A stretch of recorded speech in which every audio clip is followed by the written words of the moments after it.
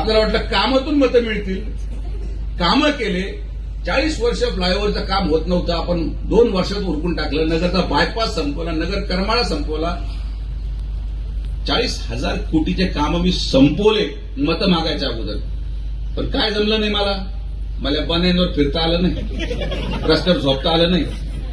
जे काम ग्रामपंचायतच्या शिपाईचं औषधी फवारणी ते जर लोकप्रतिनिधी करायला लागले तर मग सदस्यांनी काही निवडणूक लढवायची का? ही ऍक्टिंग आपल्याला जमली नाही. खोटे शब्द आपण दिले नाही. ज्या लोकांनी घोषणा केल्या की प्रत्येक तालुक्यामध्ये आपण एमआयडीसी आणू, त्यांच्याच तालुक्याची एमआयडीसीला तो नको अशी परिस्थिती. हे विषय आपण समजून घ्यावा लागेल. बाकी आंदोलन करायचं तुमचा नैतिक अधिकार आहे, करा. कॉन्ट्रॅक्टरला हाना, त्याला पळून लावा आणि पुढची जबाबदारी पण तुम्हीच. नाहीतर मग सहकार्य करा, थोडा त्रास सहन करा, याच्याकडून हाणून ठोकून कसं तरी काम पूर्ण करून घेऊ. एकदा तरी स्वप्न पाहू दे की गाडी 100च्या स्पीडीतून निघाली तर नगरला पोहोचल. स्वप्नातच गाडी चालू राहील. तुमच्यापेक्षा या रस्त्याची गरज मला आहे. हा रस्ता मी तुम्हाला पूर्ण करून देईन. ठीक आहे, त्याच्यामध्ये चुका होतील, कधी खड्डे पडल, तुटल, पण रस्ता होईल आणि परत दुरुस्त करू ना.